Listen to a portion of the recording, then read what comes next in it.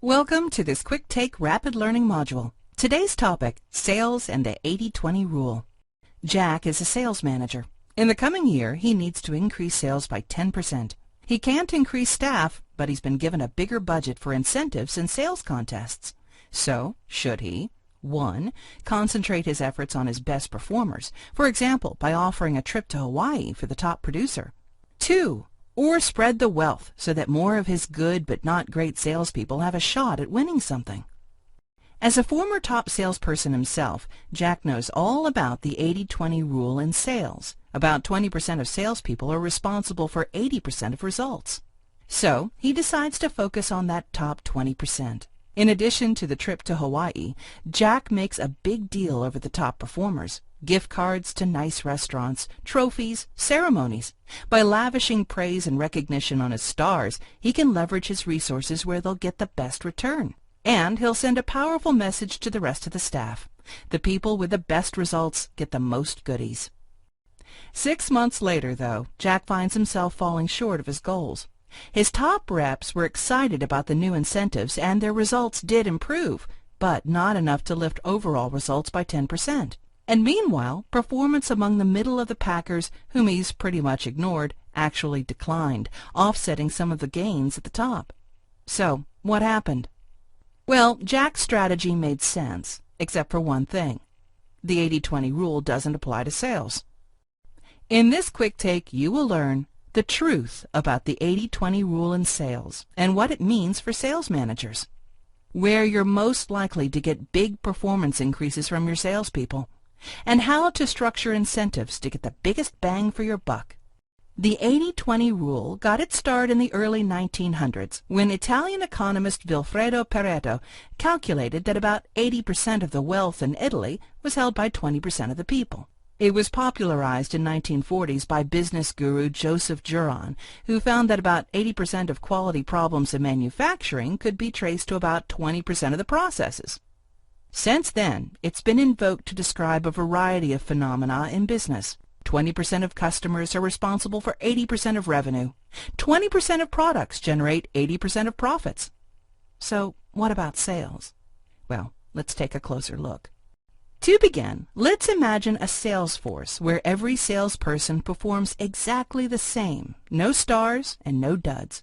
If you charted their results with percentage of sales on the left and the sales force along the bottom, it would look like this.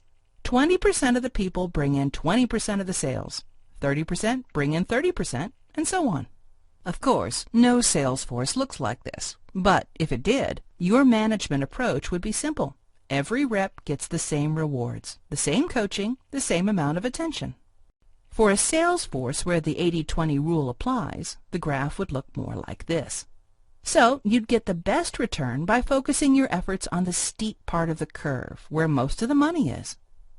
But a national analysis by the Sales Leadership Council found a different reality. On average, the top 20% of salespeople don't generate 80% of the revenue. They actually generate about 33%.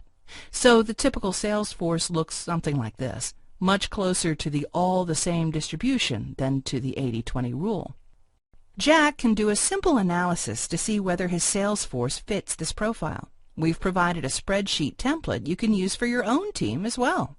Jack has 10 salespeople. He lists them in the first column, starting with his top performer, then his second highest, and so on.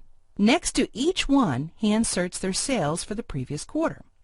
The spreadsheet automatically calculates the results. For Jack, it shows that his top 20% brought in 35% of the business.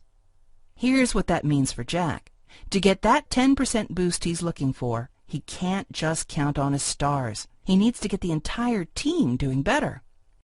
There's another reason Jack can't just focus on his top performers, according to the study. Getting big increases in performance out of top salespeople is difficult, not because they're resistant to change, but because there's not as much to fix. They're already at the top of their game. There's more headroom to improve results with B players, and it may not be as hard as you might think. Another research study found that the idea of B team players as plodding, mediocre, limited potential salespeople isn't accurate.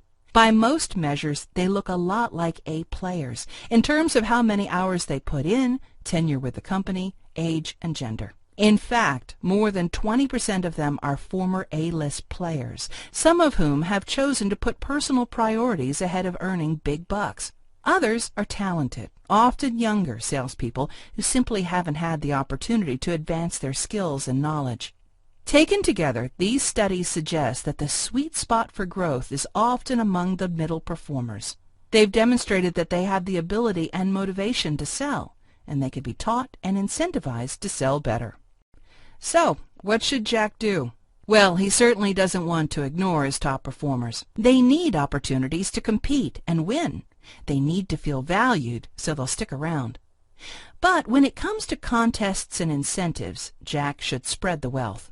A chance to win a trip to Hawaii probably doesn't have that much effect on the performance of his top performers, and it can actually demotivate good but not great salespeople who see no chance for winning the trip. A contest that offers a range of rewards based on different levels of performance still rewards the top performers while incentivizing mid-level performers as well.